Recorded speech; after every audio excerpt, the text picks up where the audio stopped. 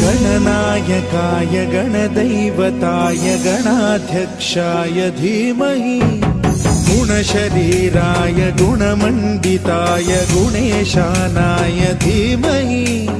गुणातीताय गुणाधीशाय गुणप्रविष्टाय धीमहि एकदन्ताय वक्रतुण्डाय गौरीतनयाय धीमहि गजेशानाय भालचन्द्राय श्रीगणेशाय धीमहि